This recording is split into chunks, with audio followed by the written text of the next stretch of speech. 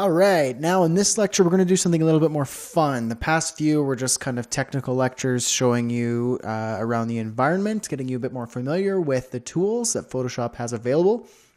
But now we're going to get into some really cool stuff. This is what makes me excited about Photoshop and what will probably get you pretty excited about it too. This is when you hear about, people use that phrase like, oh, that looks Photoshopped, or, when you see photos in magazines or whatever, people use that phrase, they Photoshop that photo. Well, that's because in Photoshop, obviously, you can Photoshop a photo. You can manipulate the photo to be what it originally was not.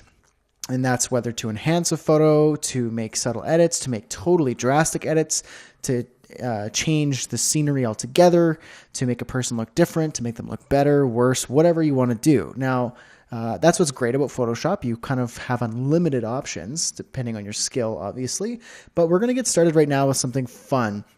I'm going to take this photo that we've been looking at for the past little bit. This is a recent trip that my wife Laura and I took to San Diego so we could just get away, do some surfing, get some sunshine, and eat some surf and turf. And yeah, so here I am on the beach looking like I knew what I was doing, but I'm a pretty amateur surfer. So this is a photo of that trip. Now, what we're going to do is instead of this big, beautiful blue sky in the background, we're going to change that so it is actually something a little closer to where I am, and that's the mountains. So if I show you the edited photo, you'll see it's actually quite a different photo, and it totally creates a different image, a different message. So check this out.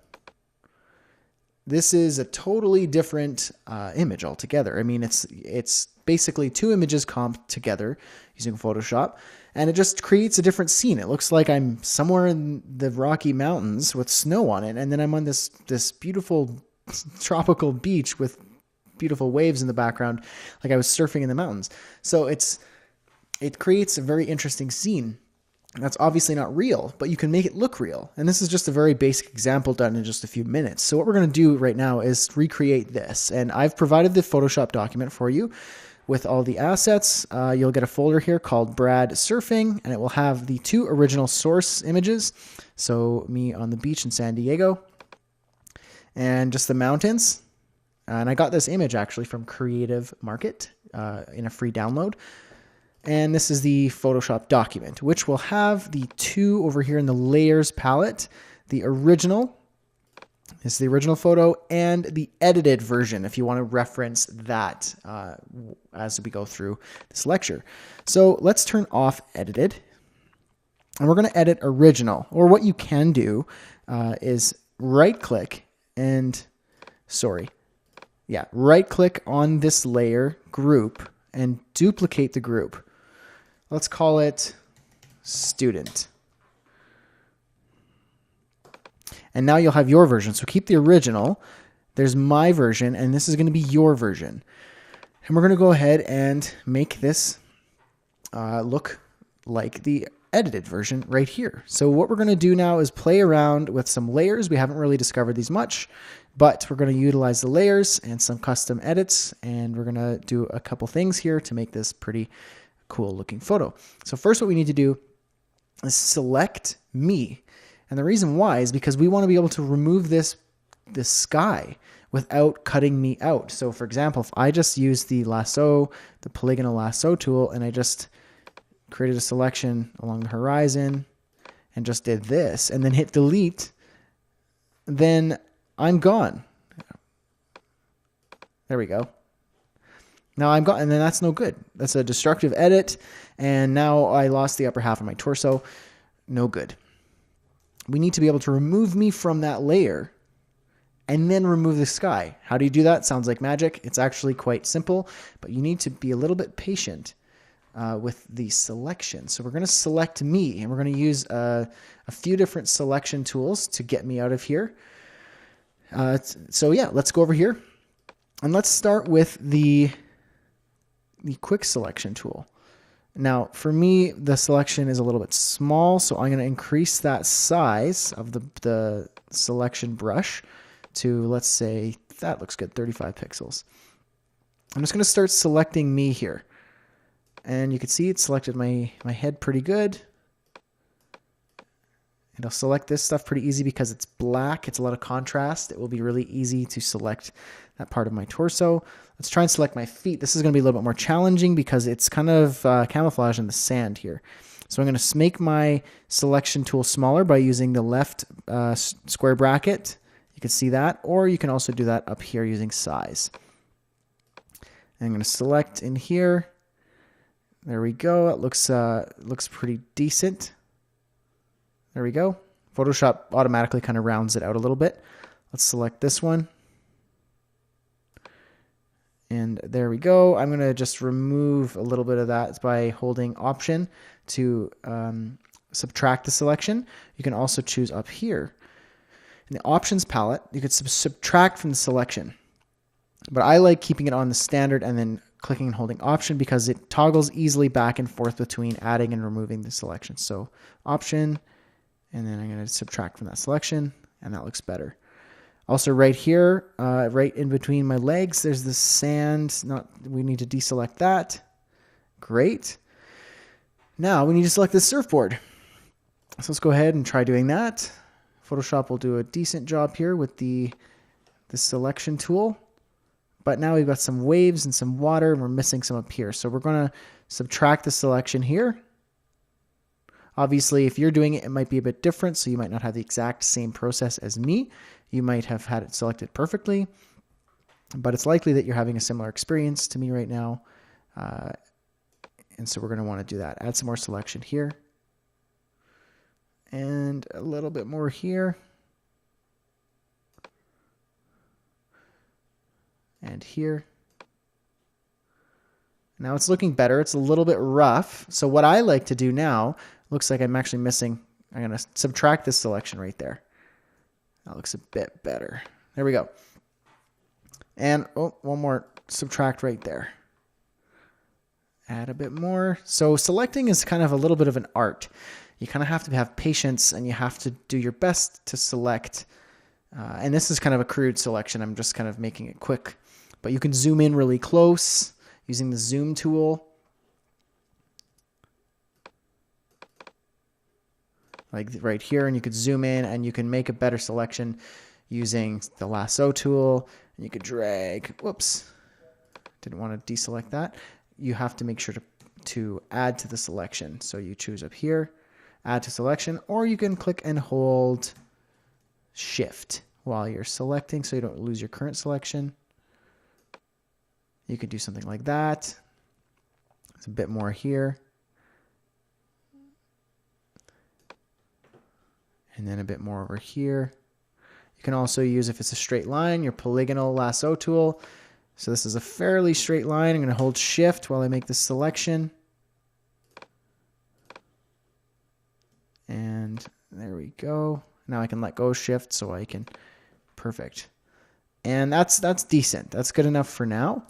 And what I'm going to do now, I made the selection. I'm actually going to make the selection a little bit more clear. So right click within the selection and click Refine Edge. That will give you what the selection looks like without the background. And you could see the rough edges that we kind of didn't select very well. And how you could fix that is just modifying the edge right here. So you can smooth it out a bit. You can see that now it's smoothed around the selection there. You can feather it, which means it will soften the edges. And you can use contrast to make it a little bit more sharp. So you can see there, that's a bit more sharp. It looks like a lot cleaner of a selection now. And you can shift the edge in or out to select more or less. So if I go in, I'll select less of the background and more of just me and the surfboard. And there we go. And then the view mode, you can change to the marching ants, which is the selection that you'll see now in a moment.